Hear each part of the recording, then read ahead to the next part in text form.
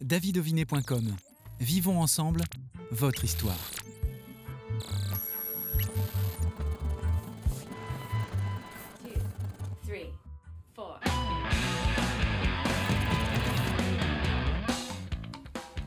Merci de nous être autant fidèles. Bienvenue dans l'émission Backstage consacrée aujourd'hui à l'artiste Hildebrandt.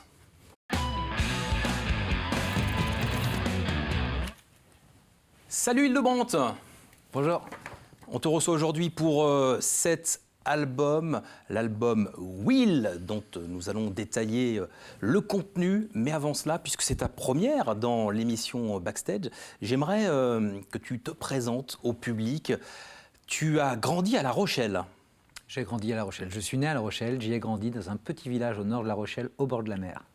Tu as grandi dans une caravane. Les premiers mois, j'ai passé mes premiers mois dans une caravane. Mes parents venaient de passer 12 ans à sillonner les routes de France pour le travail de mon père qui allait de chantier en chantier. Donc j'ai passé mes 18 premiers mois dans le quartier portuaire de La Palisse à vivre en caravane. Et puis ensuite, mes parents ont construit une maison. Oui. Et tu as commencé la musique de bonne heure aussi par la guitare en instrument. Oui, alors j'ai commencé pas très tôt non plus, j'ai commencé à l'âge de 17 ans, à la fin du lycée, quoi. Mais en tout cas, j'ai commencé surtout en jouant avec mes amis, en reprenant des chansons. C'était vraiment une histoire de copains plus qu'une histoire musicale. Et là, tes inspirations, ça va de Brel, aux Beatles, oui, éclectique. C'est éclectique, effectivement, mais à la maison, j'avoue qu'on n'écoutait pas beaucoup de musique, donc mes goûts musicaux me sont plus venus par mes copains.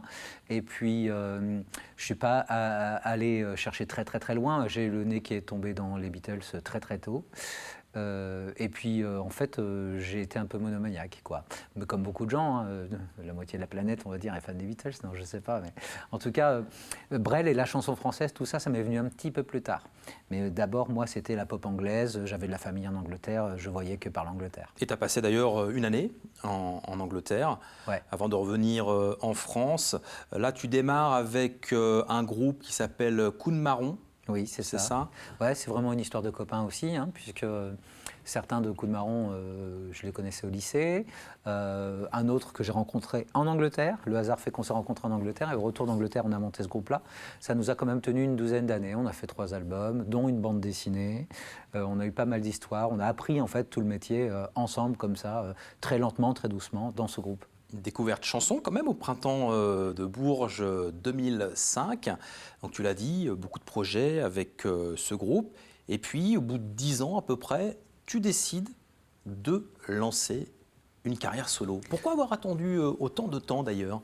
Alors d'abord parce que moi je suis quelqu'un qui prend son temps, c'est-à-dire que je ne suis pas dans des espèces de fulgurances. Moi c'est que des lentes évolutions. Alors lentes pas forcément, mais en tout cas je suis toujours dans l'évolution et pas forcément dans les pages qui se tournent d'un seul coup. Ce qui fait que mon histoire solo, ça a été tout simplement l'évolution logique de ce groupe. D'ailleurs, mes premières étapes solo, je les ai construites avec mes copains de groupe. Et pour aller encore plus loin, aujourd'hui sur scène, j'ai encore un des guitaristes de ce groupe-là, celui que j'ai rencontré en Angleterre, ça fait plus de 20 ans qu'on travaille ensemble. Donc en fait, pour moi, tout ça, c'est la même histoire qui évolue. 2016, premier album solo, Les Animals. Les Animals, oui. Ouais, Les Animals. Ouais, j'ai du mal à le prononcer, forcément, Les Animals. Pourquoi Les Animals et pas Les Animaux, tout simplement Parce que je voulais assumer le côté enfantin, maladroit de ça, et puis qu'il était beaucoup question de la vérité du corps dans cet album, et notamment dans cette chanson. Dire que la vérité, la sincérité, tout passe par le corps. Et donc je voulais affirmer qu'on est des bêtes, des mammifères.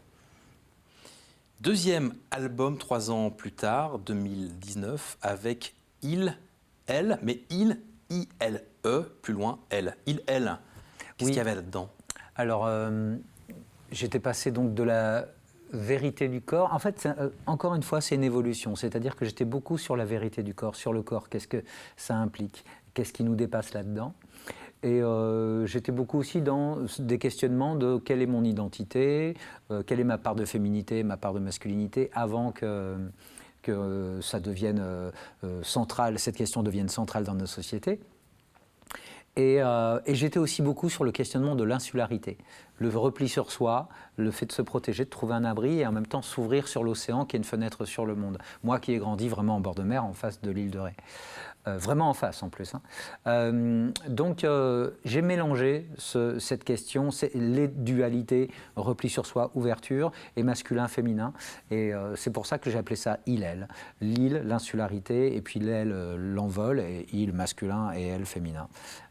Et j'ai pu séjourner sur différentes îles pour écrire ces chansons-là, l'île Dieu, l'île d'Oléron, et aussi en forêt en Lozère.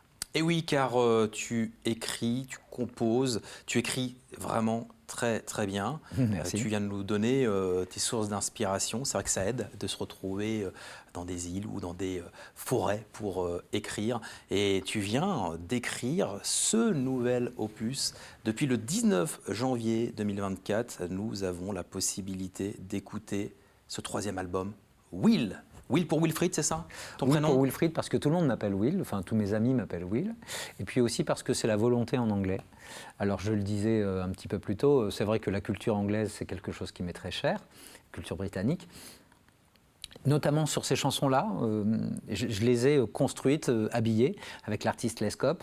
On avait ça en commun, puis on avait cette volonté d'aller vers un petit peu plus la culture musicale britannique des années 70, qui nous a nourris tous les deux. Et Will, c'est la volonté en anglais. Et, cette idée de détermination, elle plane sur un petit peu toutes les chansons. C'est-à-dire cette envie de continuer à faire ce qu'on sait faire. Cette idée que la vérité, on l'a déjà et qu'on continue à la construire, à la développer. Donc détermination et puis mise à nu, puisque Will, c'est moi. Donc ça résume un petit peu les chansons qui sont sur cet album. 12 titres, mais où sont les titres en anglais? Je les ai laissés chez moi. C'est vrai que je chante souvent en anglais, donc la langue anglaise, c'est vraiment quelque chose que j'aime, qui m'appartient. Et puis, quand on a plaisir à chanter, quand on aime la pop, on a envie de chanter en anglais, donc ça m'arrive très souvent. Mais quand on a envie d'être un artiste sincère, compris par les autres, eh bien, on a besoin de sa langue maternelle. En tout cas, moi, c'est comme ça que je le vis. Donc, j'envisage pas autrement que de raconter. J'envisage pas le fait de raconter mes histoires autrement que dans ma langue maternelle. Même si la langue anglaise, j'ai fait des études d'anglais, j'ai vécu en Angleterre, j'ai grandi avec mes cousins anglais, etc. La langue anglaise, ça fait partie de moi, mais j'ai besoin de chanter dans mes mots pour être pleinement compris par les autres. J'aime ta singularité, c'est très plaisant et tu as ce côté vraiment très original puisque tu as décidé, pour défendre cet album qui vient de sortir, de faire des concerts, alors des concerts dans les arbres. Oui, alors ça fait vraiment très très longtemps que j'ai ça en tête. Et puis je l'avais tenté il y a très longtemps, puis c'était mis de côté. Et là, je l'ai ressorti au gré de vidéos et que j'ai tourné il y a 1 an avec un complice qui s'appelle Johan Fournier, avec qui j'ai beaucoup de projets. Notamment, on a fait un projet en Italie ensemble, un court-métrage. Et là, on a tourné 15 vidéos, des petites sessions live où je suis perché dans les arbres avec mes micros, mes guitares, etc. J'ai eu envie du coup de le développer, que ça aille un peu plus loin que ces vidéos et que ça devienne un vrai concert, c'est-à-dire, moi c'est toujours la même chose, j'ai besoin d'une bulle pour créer, pour vivre mes créations, et ensuite je transporte cette bulle ailleurs en espérant que les gens puissent s'y inviter. Donc là l'idée c'est que je transporte la bulle dans l'arbre pour que les gens puissent regarder ça avec un certain émerveillement, un peu d'onirisme, qui soit touché déjà par le contexte, l'écrin de verdure, etc., puis par le fait que je vais y privilégier mes chansons les plus douces. Donc j'aime cette idée d'être un petit peu dans les feuilles, dans les branches, avec les oiseaux, et puis pas pour prendre les gens de haut, évidemment, mais pour les emmener avec moi, quoi. L'ensemble de ces bulles dont tu parles, l'ébullition, se retrouve aussi dans ta cuisine. Pareil, des concerts cuisine. Ouais. Ça, c'est original. Ça aussi, ça fait longtemps que j'ai ça en tête. J'ai toujours été fasciné par cette idée de personnage un peu cabaret qui chante en coupant les carottes et les oignons, etc. Peut-être un peu des personnages de dessins animés de mon enfance. Et puis j'ai pas mal évolué dans le cirque à une époque. J'étais chanteur dans une compagnie de cirque pendant quelques années. Je crois que ça me vient de là, tout ça, cette idée de préparer un plat tout en chantant et tout en racontant mes histoires intimes, les histoires de ma famille, mes histoires d'amitié, mes histoires d'amour, etc. Mélanger tout ça pour une idée de partage, partager les chansons, partager mes récits et partager le repas, puisque là, ce spectacle s'appelle le risotto de Stuttgart. Stuttgart, un risotto allemand, ça n'existe pas, mais le risotto allemand, on va dire que c'est moi, je suis cette contradiction-là, surtout mes origines allemandes, de par ma grand-mère. Et l'idée, c'est que je réalise la recette et je sers le plat au public à la fin du concert. Donc il ne faut pas qu'on soit 1500 parce que je ne pourrais pas cuisiner pour tout le monde. Ou alors une grande cuisine qu'on pourrait aménager dans une salle adaptée. À part ça, Hildebrandt? Oui, à part ça, c'est le premier single de cet album. Donc l'album a déjà un mois et on a sorti le single en décembre avec ce clip très onirique. Je parlais d'onirisme tout à l'heure. C'est quelque chose que je partage avec l'artiste Joanne Fournier dont je parlais tout à l'heure, qui est photographe et vidéaste. Et le clip, eh bien, nous le diffusons maintenant. Voilà.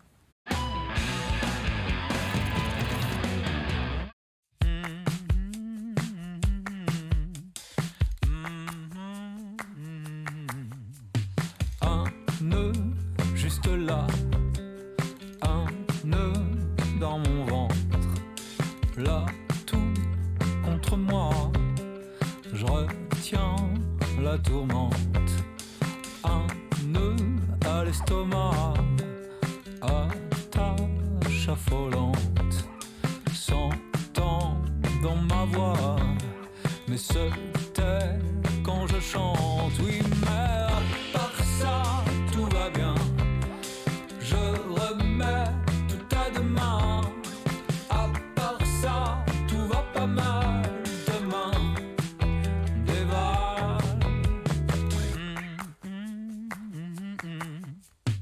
Un nœud aux entrailles pour pas m'endormir. Comme un feu de paille brûle comme je respire. S'accélère, alors je repousse mes projets d'hier, prennent un air farouche, oui mais à part ça tout va bien, je remets tout à demain, à part ça tout va pas mal, demain dévale, oui mais à part ça tout va bien. Je remets tout à plus tard, les dépits et les départs, on verra bien.